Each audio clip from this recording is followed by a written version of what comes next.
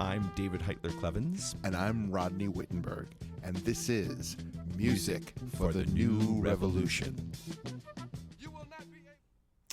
In this episode, Rodney and I are going to focus on the Recording Academy, the organization that facilitates the Grammy Awards, and a recent thing that has happened where because all 5 of the nominees were white and 4 of the acts nominated also were male, there's been a lot of controversy, and in fact 3 of the nominees, Alistair Mook, the Okie Dokie Brothers, and Dean Jones, have voluntarily withdrawn their nominations.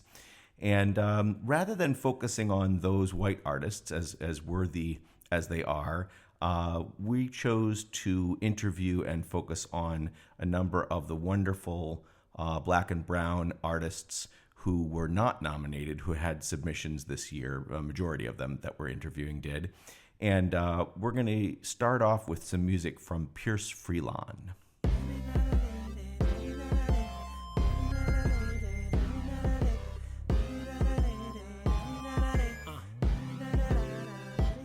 Stella, we gonna play.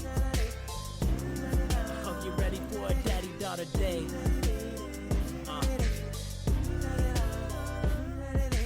Yeah. Daddy-daughter day, girl, what up?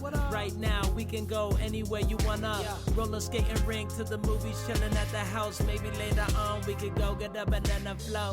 Yeah, cause that's really tasty. We can be lazy, stop and smell the daisies. Do what you want, me and you in the car. Go play in the arcade or shop at the mall. Hope you ready for a wonderful day. Sunny outside, hope you ready to play. When your mama asks you how your day went, you gon' tell her daddy be your favorite. Sun is going down now, get into your jammies.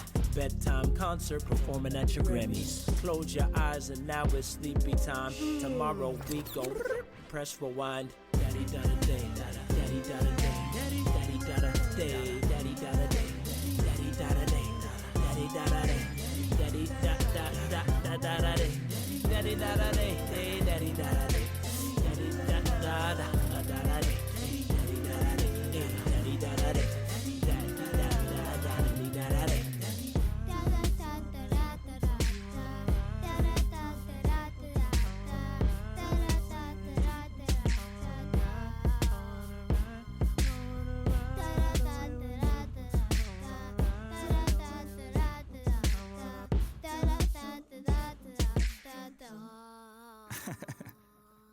Daddy-daughter day, it's a daddy-daughter day. And the sun is so much brighter when it's smiling on your face. Homies call to hit the bar, tell them try another day. Rather be right where you are, you can pick your favorite place. We can hit the museum, life is science, you see them. Animals and zoos even recognize the beauty in your smile as it radiates. You hide and we play and chase. Even if we doing nothing, it's time we could never waste. Tell mommy we go and play, just me and you on a date. Hope nobody told mommy for dinner we ordered cake with ice cream and chocolate. Lion King, we watched it at least 100 times just so you can hear him say Hakuna Matata. This what we do with our daughters, and a salute to the fathers doing it all to provide a model of who you should follow. Promise to guide you on where to go. It's a daddy-daughter day, bruh. Fatherhood is dope.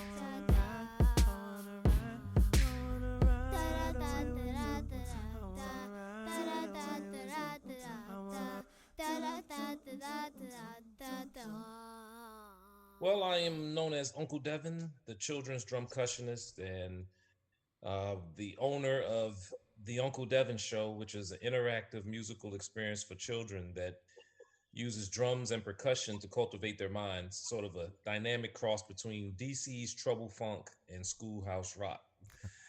And I'm also the owner of We Nation Radio, which is a 24/7 online music platform that primarily focuses on music within R&B, hip hop, funk, jazz, go-go, reggae, and world music, as we call it, uh, providing the best and family-friendly global beats, Little Feat. And then I got into the family music situation through my nephews and nieces. That's how I became Uncle Devin. And as they got older, I would always play music for them. I didn't like any of the modern day music on the radio, so I created new music for them. They loved it, but they let their friends hear it, and their friends loved it. And went to one of their recitals, and other children were saying, "Uncle Devin, when you gonna come out with some more music?" And I was like, "Ding!" And then I became Uncle Devin. So I didn't really jump into it. I'm still really a newbie. I just came into it in 2012, but I was doing it since 2007 without any, just kind of just as a hobby.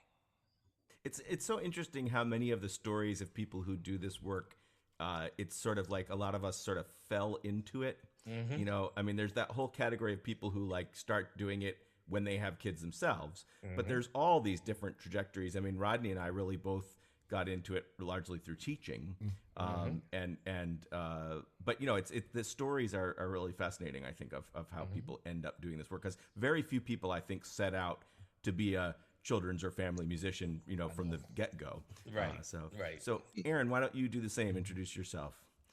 Absolutely. Yes. So Aaron Nigel Smith here. I am I'm a producer and an educator, and I run the nonprofit One World Chorus.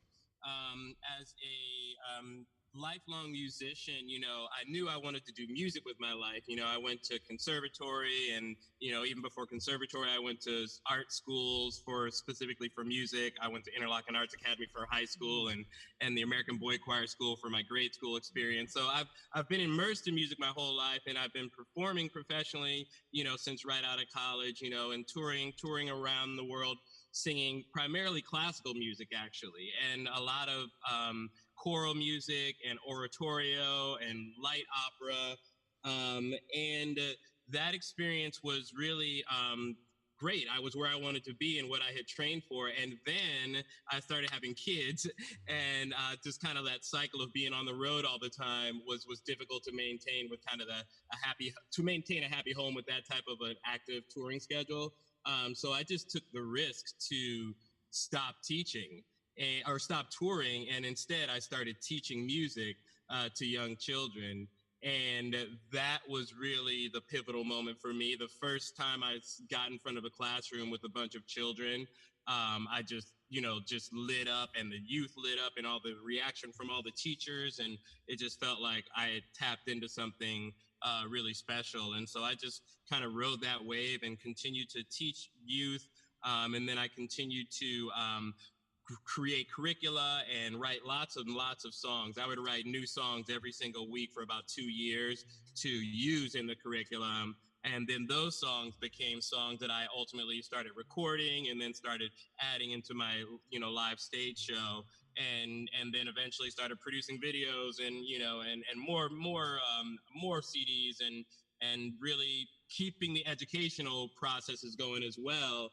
I was able to bring it all together through the nonprofit. So through the nonprofit One World Chorus, we're educating youth in chorus, drumming, and multimedia production, and also now I provide my performances through One World Chorus. So it's been a long journey and a very fulfilling journey, and I'm definitely right where I feel I'm meant to be in the children's music space.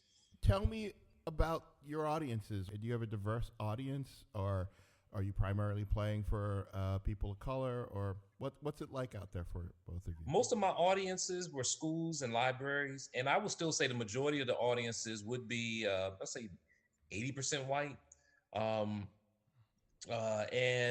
with the occasional, getting some work, some library work in schools, or in some of the schools and the libraries. But certainly, I'm definitely certain that the majority of the audience that I've reached so far has been white. And one of the things I want to do is to have to be able to reach more diverse community. Yeah, man. For me, I definitely echo the fact that most of the audience members that I'm seeing in my shows are predominantly white, to be honest.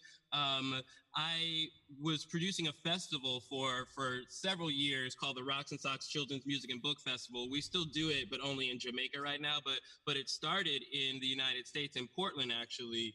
And we did it in a part of town called Lake Oswego, and it's a very reputable, nice part of the community, and they were very supportive. A lot of sponsors came from that community, so we were able to do the festival really well. But what we noticed is that we couldn't get any people of color to come over to the event. And so after 2 years in Lake Oswego, we stopped doing it in Lake Oswego and we moved it to the center of Northeast Portland, which is where the population of most people of color resided at that time.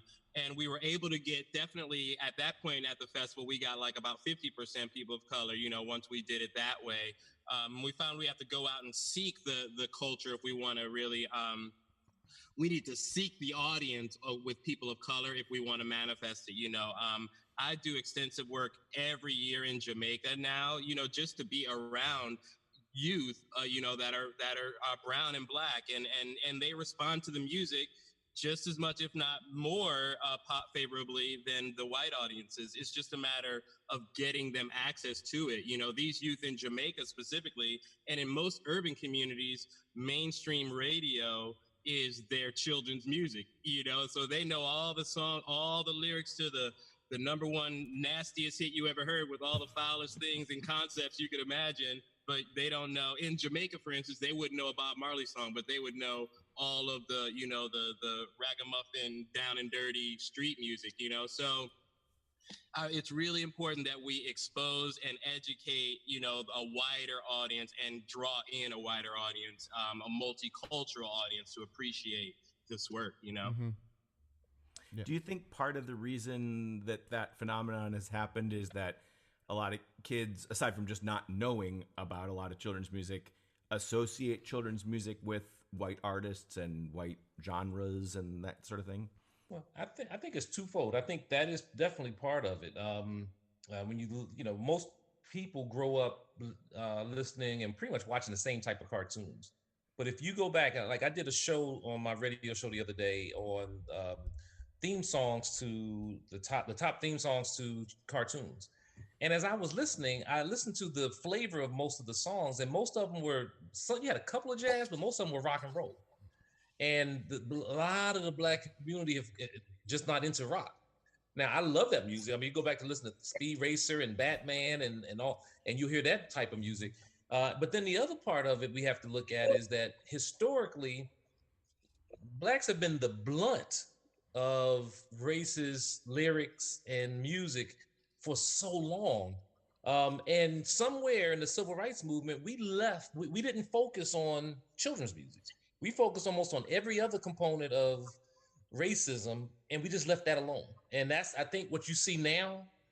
We're now leading the civil rights movement of that, some 60 something years later. And so I do think it is a combination of both, and getting people to really, the concept that I call, and I'll not monopolize with this, is getting rid of what we call music adultification. Mm-hmm. That's where we force children to listen to inappropriate adult music instead of age appropriate and culturally relevant music. And the majority of that education is really toward the adults. Yeah. Well, it's interesting. So I'm 57, and I remember as a kid, my dad was pretty upwardly mobile, working to be, he grew up poor, but was trying to be middle class and working really hard at that. But as a little kid, I still went to R-rated movies. So I saw, I saw Superfly, Shaft, James Brown in Africa. I saw all those movies when they came out, when I was like 6, 7, 8, 9. Yep. So I think there also is this thing that it's part of the culture, and it's one of the things that got me really charged up about doing and being a big proponent of kids' music. I remember, so I used to run a nonprofit back in the 90s, and I remember being at this event in Camden, and these little they had to be no more than 6 or 7 years old. Little girls came out in this outfit, and they were dancing, and they were doing this incredibly provocative dance to Push Push in the Bush. And it just broke my heart, like these little teeny kids being sexualized like that. And I was talking to David about it the other day. I said, I don't even think the movements were necessarily sexual because they were doing African movements. It's just putting it against that music.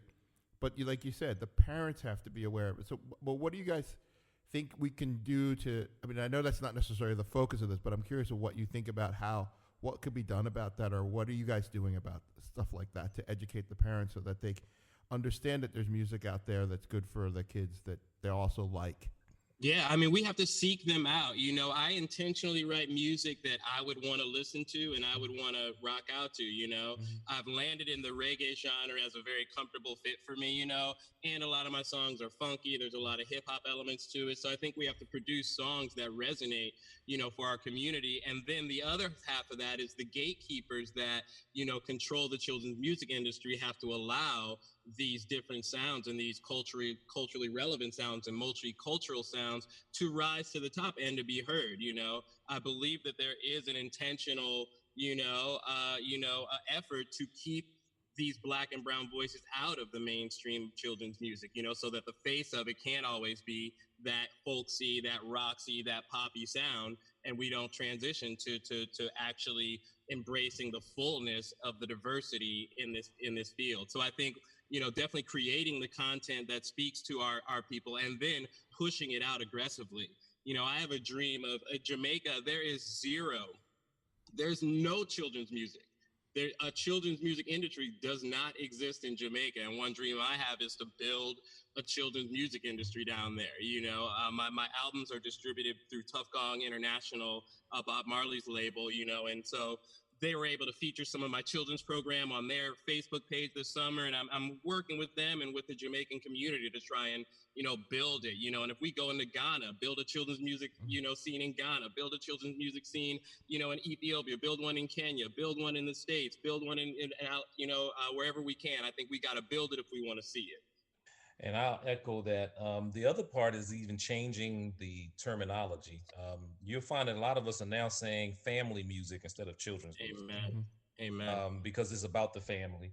And what we're doing on We Nation Radio come January, for example, we're going to now start having weekly programming on different genres. So we have the Latin community. We're going to have an hour program just to focus in that community. We have a sister out of Ethiopia who ran a radio program in Ethiopia, but lives here in the Washington, D.C. area. She's so excited about doing her own show on children's music from East Africa.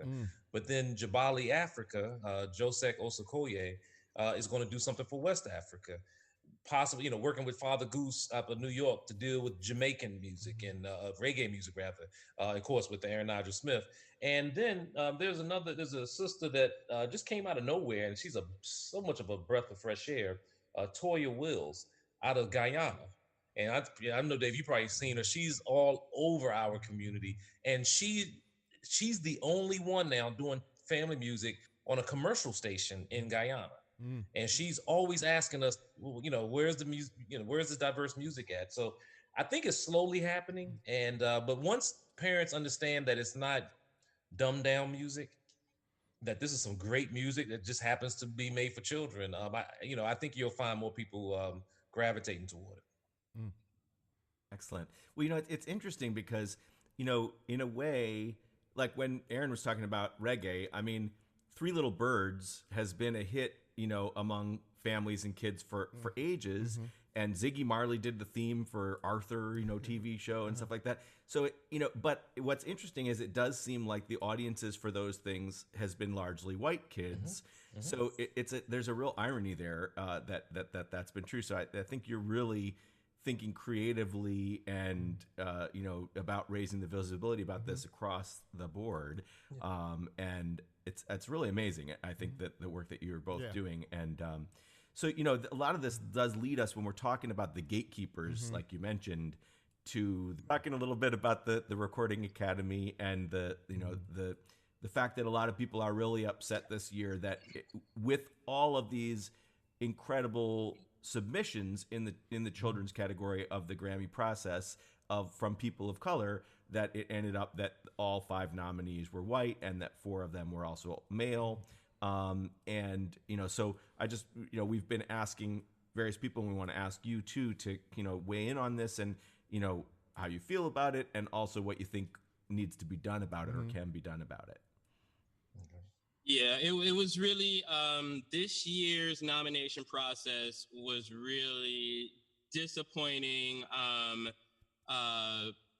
yet not shocking. It's the standard, and I've seen over more than a decade now what the standard is and what seems to rise to the top and what seems to get national prominence, and ultimately clinch those nominations. So it was definitely disappointing to see that there was no one. It seemed that they didn't have the foresight, the wisdom, the courage, whatever you want to call it, to make the call that, hey, this is not right. We have to do something, And I believe it comes down to all the people that voted, of course, not voting and picking people of color, and then it comes down to the committee that reviews all this material. They have to have some sort of discernment and some sort of ability to say, hey, wait a minute here.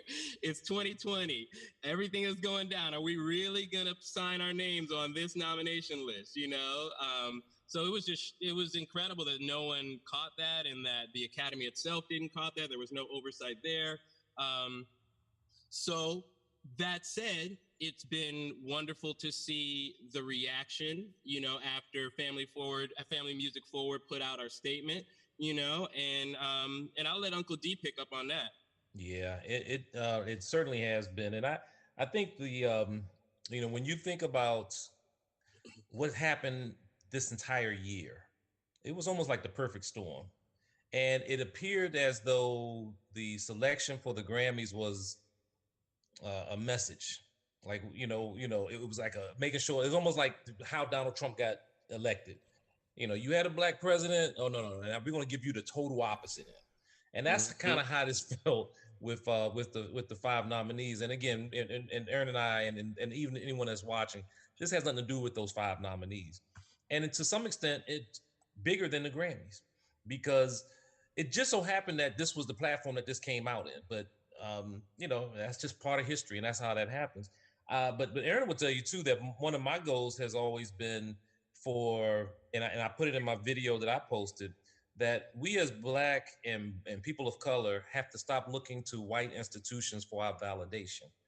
And we have to seek within. So one of the things that I launched some time ago and FMF has supported and is working with us is getting the Black award shows to recognize family music. The NAACP Image Awards, the BET Awards, the Soul Train Awards, Urban One Honors.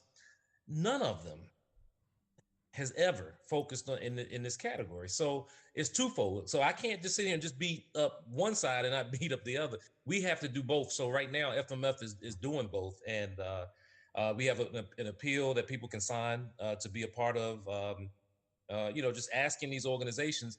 And I guarantee you, most of them never even thought of it. So we call it a friendly appeal because I know I didn't think about it until I got into it. So I can't be holier than thou. And, now beat them up just because I happen to come into some knowledge and they didn't have it at the time. So it's just we have to continue to organize. Mm-hmm. Absolutely. And just one more thing to build on that, and the organization that we have chosen to create is Family Music Forward, and just within 7 months of us organizing and meeting on a consistent weekly basis, we've been able to produce a Black and Brown Children's Music Festival, Kakuza Fest. We've been able to shake up the children's music industry, and turn it upside down and actually make history, So definitely these are the types of steps that we feel we need to take, and this is just the beginning.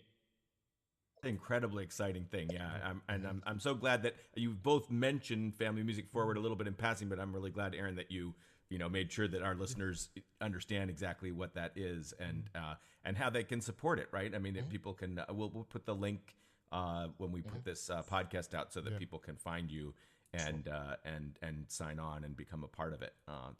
It's super exciting. Well, and I know it got to resonate with you, Dave, because I know you and Jen have an activist orientation from your college days, and so the beautiful thing about Family Music Forward is that it represents all of us. You have white, you have Asian, you have Latino, you have Black, all of us in this room. And the other thing is, we all say that, listen, this is going to be some tough conversations. So these are not some easy conversations we have. And we always say, if you mess up, own it, and then let's keep moving forward. And that's the only way that you can do it, because the only people that don't make mistakes are people who don't do anything. So there you go. I think that's been a hard thing, I'll say personally, for me and a lot of other well-meaning white people is like, we're always afraid of doing something wrong, and saying the wrong thing, and so then sometimes people aren't honest and they don't help build those relationships of trust. And so that's a really important. It's not that you want to be hurtful and obnoxious, obviously, but we've got to keep trying, and engage and not be so afraid that we'll make a mistake that we don't do that. So Absolutely. It's hard when, especially any of us, things that we've grown up doing, when someone calls us out on it and say that this might be offensive, it's hard. I mean, I had a song called "Jump to the Beat." And I had some lyrics on it I got called out on, and I got defensive at first. But the lyrics are, you can jump on a trampoline, and you can jump like a Mexican jumping bean, and you can jump real high so that you can be seen. I had never knew, though, that a Mexican jumping bean can be offensive to someone. And so now I'm taking that song off the market. I'm going to redo it and add some other lyrics. But I have to admit, I got very defensive at first. And it gave me a better perspective of when I'm talking to someone else, to be a little more sensitive and give them some time to process what I'm trying to tell them if something that they're doing is offensive. Yeah. I think part of that is we just don't know history and how things came about. I mean, it blew my mind a couple of years ago to find out that if I say, "Hey, can I pick your brain?" that actually goes back to picking cotton. Like, it actually is a derogatory kind of thing. Yeah, know that until now. Right. It blew my mind when I found out. One of my hits I used to perform in all my shows was 5 little monkeys jumping on the bench. Yes. I was like, oh, dang, snap, crackle, pop. Right. Yes. Yeah. Well, that's the hard thing, I think, is also, even the person who seems like they're doing everything right now, that like in 5 years, things are going to change and that we're going to discover and have new sensibilities. And I mean, when you think of all the things right now that people are dealing with transphobia and stuff, and, not that long ago, that was just not in the public eye as an issue. And so people did all kinds of things that were offensive about that. And and still are, but we're learning, we're hopefully evolving, and yes. What's the thing I keep saying? Years ago, I used to do diversity training workshops, and I would now we're going to talk about tolerance. I find that unbelievably offensive now. Like, if someone comes up and goes, "Oh, well, let's talk about tolerance." Tolerance. Screw tolerance. You don't need to tolerate me. What are you talking about? But that was so much a part of like the late 80s, early 90s way of talking about, like, can we all get together? Will you tolerate me? What are you guys, speaking of all this stuff, what are your thoughts about the 3 acts, but 3 acts, for people? 4 people, right? Who pulled out? What do you guys think about that? Do you think that it was heroic? Do you think it's like sort of not enough, too little, too late? Do you think it was the right time? Or what are your thoughts about them taking that stand? Man, I'd say more power, more love, more blessings. I think that it was a profoundly rebellious move, and it caused the impact that we like to see, and I'm glad that they did it. I think it was the time. I think it's the least they could do, in this climate, in all honesty. So it's not like we're trying to hail them up or big them up, but we are appreciative of that, and I'm not going to call it a gesture, of that stance, because it was a stance, and it does take sacrifice. It did take a sacrifice. It did take courage, and I don't think, based on the vibe that I'm getting from them, it does not feel like it was a stunt. It feels like it came from a place of integrity and sincerity, and wanting to be examples, of the type of change we want to see in the world. I mean, and in addition to that, it is very rare that you see this level of solidarity coming from white men in power. You have white men, but not white men in power. And in a sense, they have a sense of power in this because of that. And I'm just so grateful. And I agree with you that this, to me, is not a stunt. This wasn't anything that they thought would bring them any type of fame or anything. Because when they get interviews, they call us and they say, well, listen, I don't want to do this interview without, a Black woman, without, someone there. And to me, that's what it's all about. Even just like what you all did. I know you wanted a woman on this interview. Lolita was unable to be here today, but the fact that when people reaching out and want to be inclusive, that's what has to happen. And they did that in a very mighty way. And I'm just so honored to be working, that they did that and that they were willing to take a stand for Black and brown artists. Alistair's been involved in talking with Family Music Forward, right, from the beginning. Yeah, he's a member. He's a founding member of our organization, and he sought our counsel, when this situation erupted, and it was an open discussion, an open and honest discussion, and we laid out all the different possibilities of what a protest would look like, what a response would look like, and then we said, this is what we have to offer, as we've brainstormed together. Now you all take it and make your decision, because it has to be a decision that you all make and that you can live with and that you can, own. Yes, absolutely. And they took it with grace. If the approach was, if they had questions, they called us, we talked. And but again, ultimately, it was their decision, and we support their decision. It just is a great, with us putting together Family Music Forward, this is kind of what we envisioned, to be able to create this platform to have these tough conversations. And as you probably saw online, not a lot of people agree with the FMF, and a lot of people agree with what the three of them have done. But we told them that you can't please everybody. You got to just look in the mirror, and as long as you please yourself, then that's what you have to go with. Wow. It always strikes me what David and I have been talking recently about the roots of children's music. And, when you think of the two people who are responsible for children's, Etta Jenkins and Pete Seeger, it's pretty mind-blowing to think that it's taken this long for a political action like this to come out of the movement. But it's I'm glad to see it happening. It's really cool. Well, I will say, in my understanding, when I look at the history of the Grammys, is and I teach some classes for adults about music of different eras. And when I teach about music of the 60s in particular, it's really interesting to look at how far behind the Grammys are behind sort of the popular movement of music, because all of the major Grammy winners for most of the 60s until finally the Beatles kind of break through are parent music. They're crooners, or Frank Sinatra and Tony Bennett and stuff. It's not, Jimi Hendrix and the Grateful Dead and all the icons of they never won Grammys, So in a way, it's always been a little reactionary, a little behind the times. It take a while before hip hop gets in, a while before, it's a slow moving thing. But I think what's happening right now is actually pushing change faster than it usually happens. So, two things I would say. One thing is, in full disclosure, I was a board governor of the Grammy, so I was fighting this fight from the inside for a long time. Boy, was I! Particularly particularly with kids' music. But one of the things that a lot of people, again, about history, both the I would say this. I know this for a fact about the Academy, but I think this is true about all the awards. The Motion Picture Academy was actually started to put a clamp down on independent production. When Mary Mary Pickford and brain it's not working.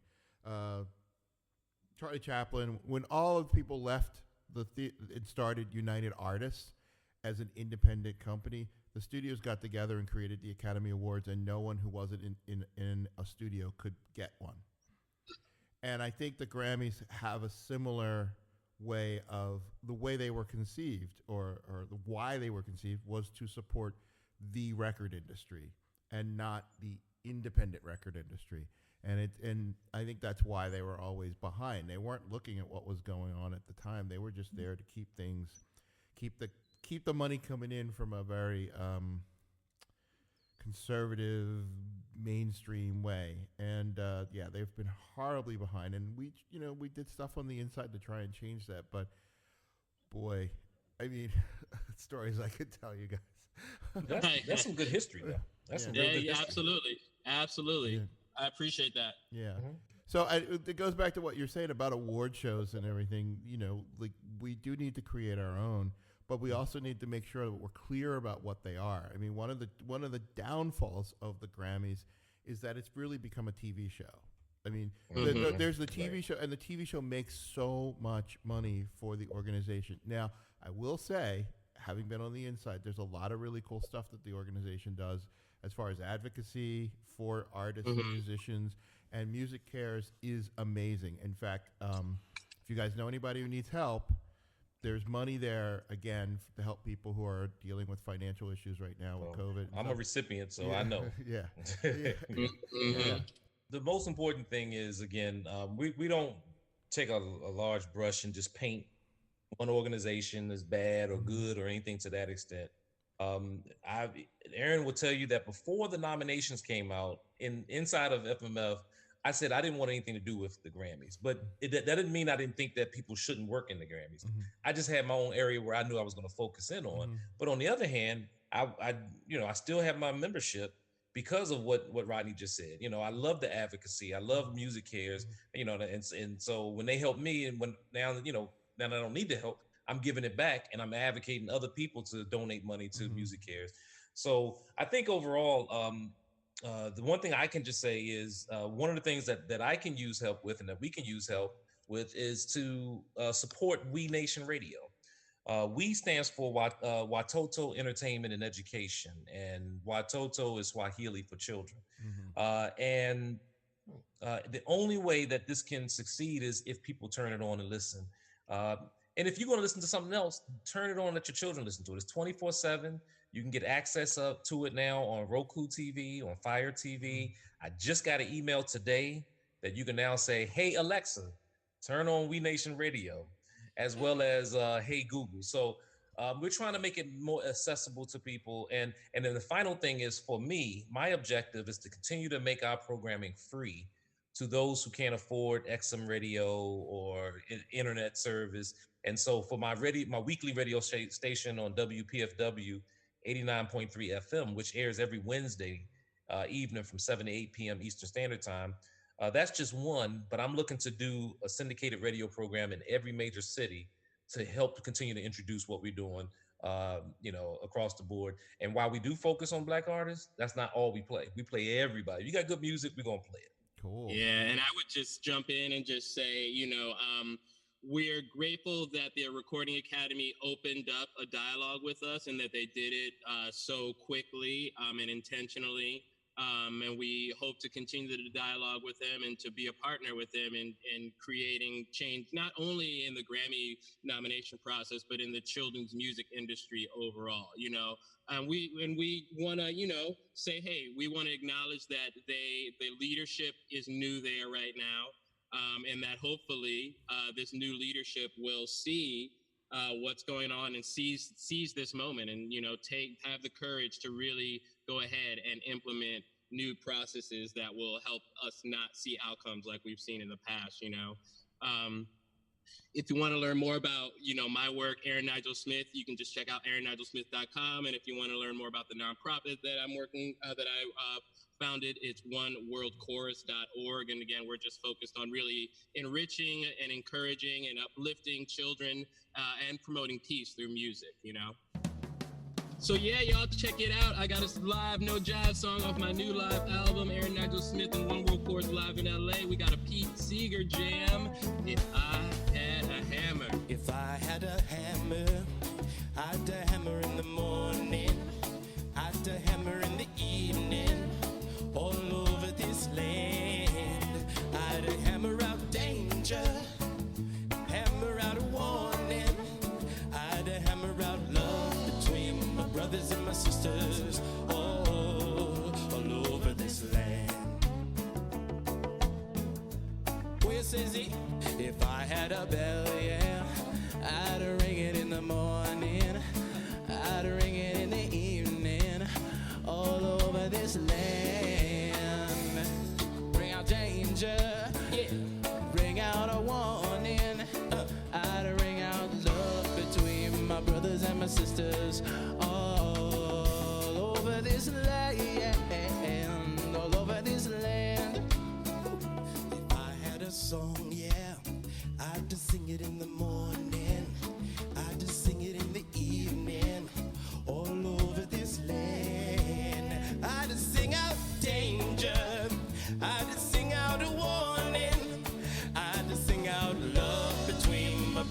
my sisters, all over this land, all over this land.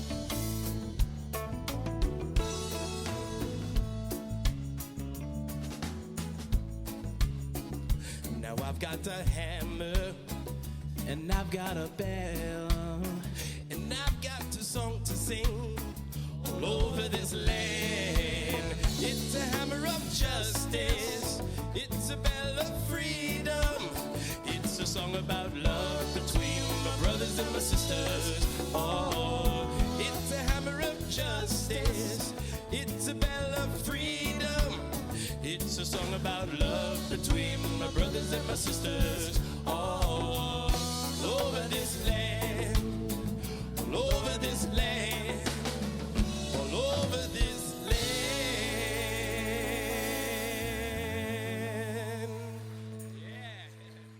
I'm going to pick my song called When I Play the Drums. You know, I'm the children's drum cushionist.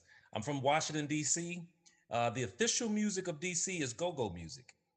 Just became law this year. I'm working on what I believe to be the very first ever children's go-go CD that I hope to have out early next year. But this song, When I Play the Drums, walks you through each step of what all the different percussion instruments that it takes to make the play drums. So it's me, it's what I do. I grew up doing it, and so I'm sure that people will enjoy it. When I play the drums, it goes like this. When I play the drums, it brings me happiness. When I play the drums, it goes like this. When I play the drums, I put it in the mix. Like this. How you doing? All the children, where you at? I say ho, wave your hands, all around, to the beat, let's do it. When I play the congas, it goes like this. When I play the congas, it brings me happiness. When I play the congas, it goes like this. When I play the congas, I put it in the mix. Like this. Let's go. Let's see. Everybody, with home, to all the parents and all the teachers, spreading love. Say good. When I play the cowbells, it goes like this. When I play the cowbells, they bring me happiness. When I play the cowbells, it goes like this. When I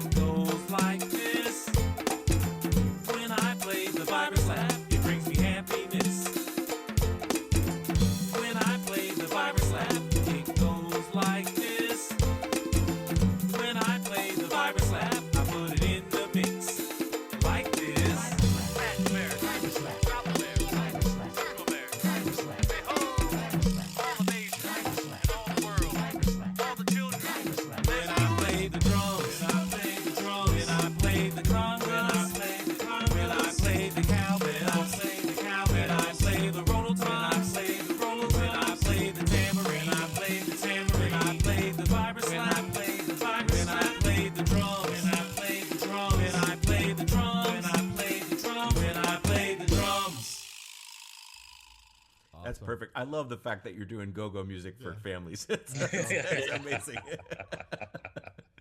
Yes. So instead of, so what are you doing instead of doing the butt? What are you? I'm doing the church ushers dance. Oh, okay. There you go. Yeah. Oh, no. But actually, I have a song on the next CD called Little Kangaroo in the Pocket. Ah, nice. Cool. That's cool. Yeah. Yeah.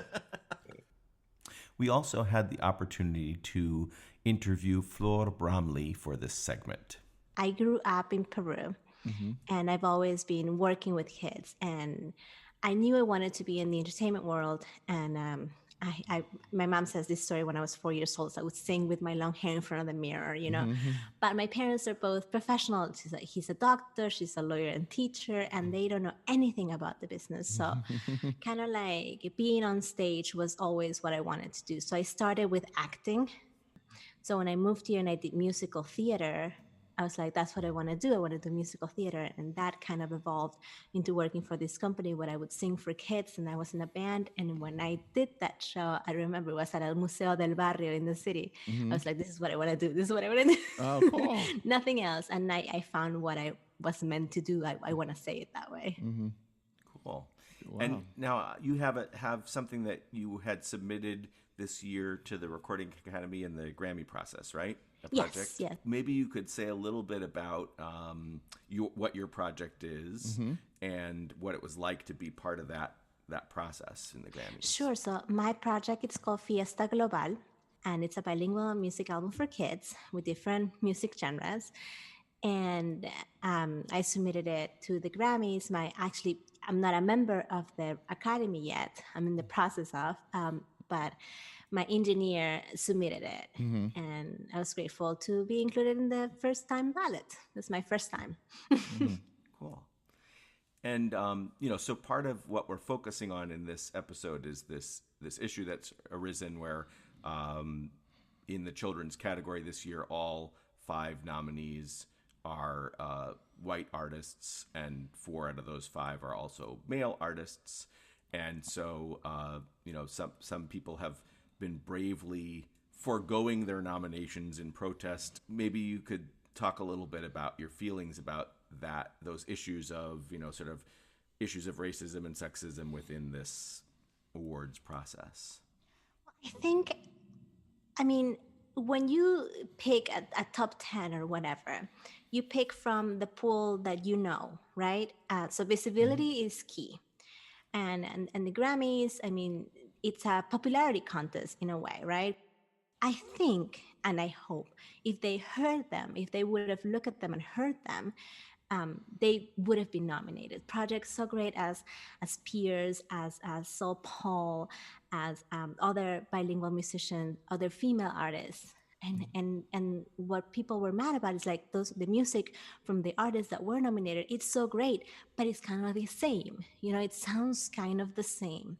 And somebody also commented about how usually the people that are nominated have this style of folksy indie music, and there's no diversity on that either.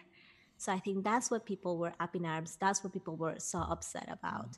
And that's why it became such a controversy. And it has been a historical move by these 3 males to step and rescind their nominations. And I think hopefully the way that it's been done so aggressively and so poignant, hopefully it brings some change into the Academy.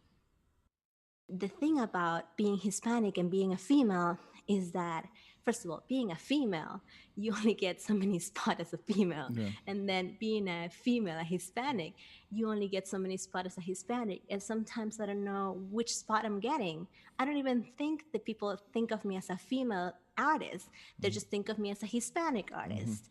And they just like, all right, so you're just going to fill up that Hispanic spot. But I'm a female musician too. So that's when the sexism and racism becomes blurry. It's who you know, but it's also what spot are you going to fill. And since there's so little spots for us because there's the token spot, we sometimes have to compete within each other, and they pit us against each other, and that's just not right. That's just not right, because we shouldn't be competing for those spots. We should all be given a chance, and because of the music, not just because, oh, you're just a Hispanic or you're just a female.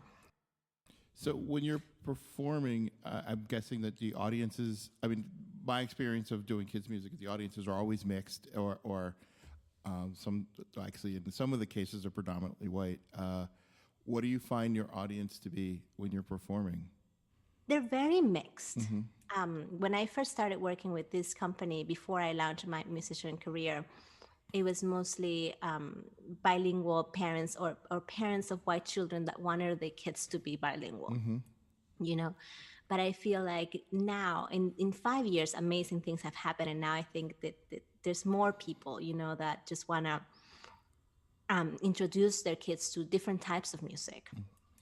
So if I'm a DJ, it's a matter of taste, right? What I play on my show.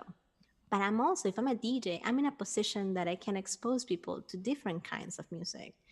And I think it needs to be a little bit of both of those things. Yeah.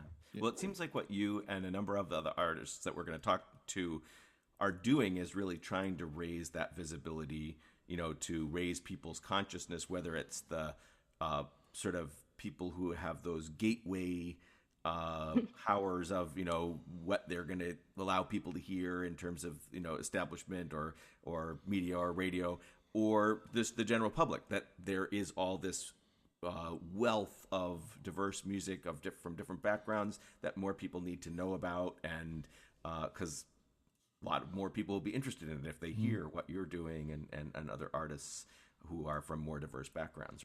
It's not about me, you know, because this Grammys, especially, I mean, it's my first time submitting. It's not about me. I didn't really even imagine being nominated. Of course, you're always hopeful, but it's about the other albums that didn't. That's what, like, when I saw the list, I was putting my kid to sleep and I was on my phone, and I saw the list and I was just like, wow. Because there's some albums that I knew in my heart that were going to be nominated and they weren't. So I just said, wow, I put my kid to sleep. I went to do my thing. And my husband's like, I don't think you got it. I don't think I got nominated, but that's not what is bothering me right now. You know, it bothers me what everybody is being bothered by this time.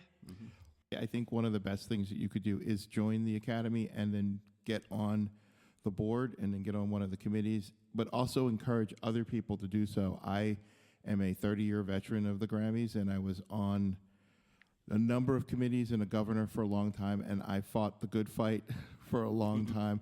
You know, I like the fact that you pointed out, Flor, that, you know, it's not that the nominees this year are bad. They're all really good musicians, and it's important for us to recognize that. It's just not representing the diversity of, you know, and all of the quality projects that don't fall into that white male category. And you made that point, I think, very well. Yes. Thanks. You know, it's a tricky business, and but it's what we do, and I feel like this community is really great. You know, people, it's small, so everybody kind of knows each other, and everybody is kind of supportive of each other. And if there were ways that we didn't have to compete for one slot or something like that, it would make it so much better. But I mean, that's what life is sometimes. I mean, professions are like that. People have to compete in different places. So let's make this competition just a positive thing, and let's lift each other up. And if we have a chance to include other people in our albums, yeah, let's do it. You know, let's make this visibility more open. And I think we're doing that. I think people are committed to this change, and I'm grateful for that. Yeah. And I think you're right that it's a very supportive world that we're in musically, in the children's music world, because even though there is competition, and particularly in things like an award, I think most people don't really spend their time thinking about being in competition with each other. I think we're all wanting what's best for children. I mean, part of it is that our focus is a little less on ourselves than in other musical worlds, because I think that at least the best people who work with children, their focus is on, you know, meeting the needs of kids, and their ego can kind of have a back seat sometimes. So, you know, I think that helps. But I've always felt that that this world of children's music is more collaboration and cooperation and helping each other than it is about trying to beat each other or something. I have a song called "We Came to America" that talks about all this stuff, and it's inspired by the book of Faith Ringgold, who was an activist. She's an artist and a children's author, and it's a song that talks about this. It's like we'll all be treated the same no matter where we come from, every race, religion, and all that. Yeah. I think that'd be Can I perfect. send you that? Yeah, please, Yeah, please do. that's That'd be great. great. Yeah.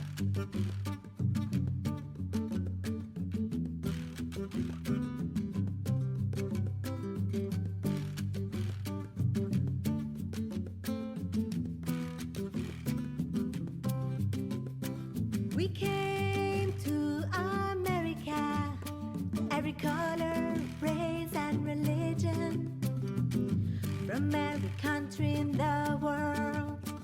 We came to America. Some of us were already here before the others came, and some of us were brought in chains, losing our freedom and our names. We traveled from our birthplace by boat and by plane. Some of us came running from injustice, fear, and pain. We came to America, every color, race, and religion, from every country in the world. We came to America. We brought along our joyful songs, our stories wise and true, our music colored the air, beautiful sounds and patterns everywhere. Our joyful dance now feed our pain gently like soothing rain. We came to America, every color, race, and religion, from every country in the world. We came to America.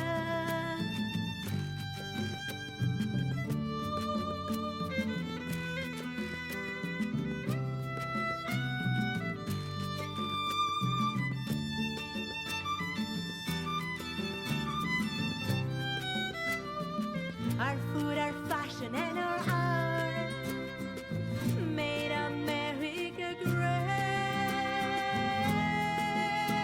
We came to America, every color, race, and religion, from every country in the world. We came to America, in spite of where we came from, or how or why we came. We are all Americans, just the same. In spite of where we came from, or how or why we came, we are all Americans, just the same. We came to America, every color, race, and religion, from every country in the world.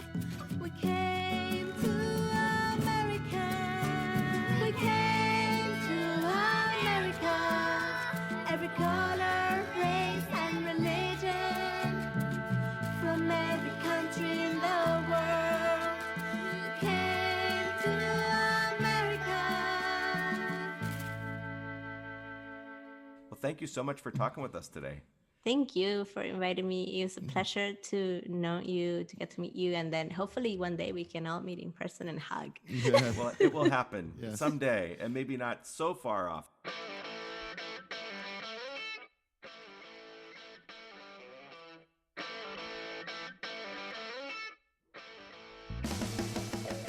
You've been listening to Music for the New Revolution. I'm Rodney Wittenberg. I'm David Heitler Clevens.